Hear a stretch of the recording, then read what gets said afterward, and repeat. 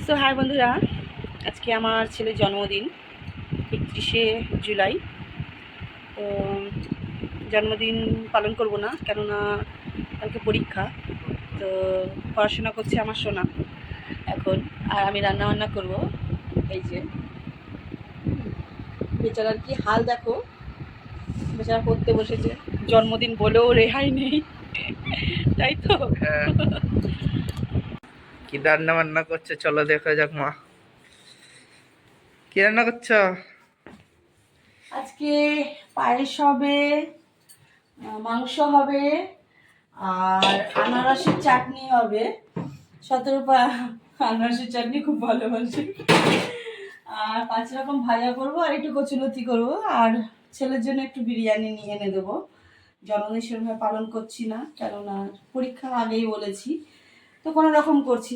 চলো হয়ে যাক মেনু, তারপরে নিশ্চয়ই দেখাবো কি কি মেনু করলাম।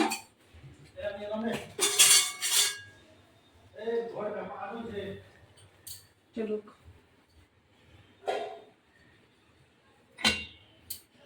সো হে গাইস, রান্না হয়ে গেছে দেখো।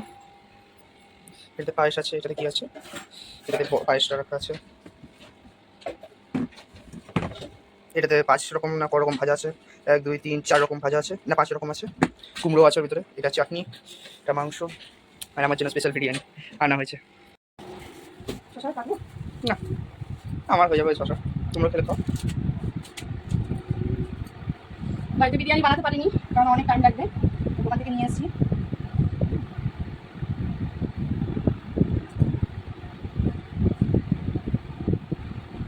পুরো আয়ত ক্ষেত্র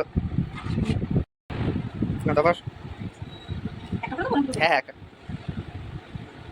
হুম। ভাজা, ভাজা, আলু ভাজা, আর এবার স্যালাড করেছি। এই পড়ে গেল। এগ আমার ছেলে খাবে না, একটা আলাদা করে দিয়েছি তার জন্য। পেঁয়াজ দেবে না? না দেবো না, পেঁয়াজ আলু দেবো দুটো। একটা কাপ। ঠিক আছে, মাংস দেবো একটু ওজন। আমার কাছে ওখানে বিরিয়ানিতে আলু আছে তো। হ্যাঁ ওজন, ঠিক আছে। হ্যাঁ আমি একটু খাব, বাস। পরে আবার হ্যাঁ হ্যাঁ হ্যাঁ, ঠিক আছে। খাবারটা না ভালো করে না। তাড়াতাড়ি করছি তো, সময় দেরি হয়ে যাচ্ছে।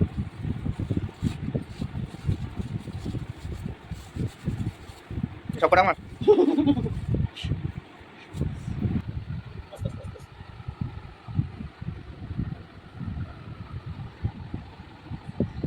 আমার সবাই খেতে বসেছে, সুন্দর করে খাচ্ছে।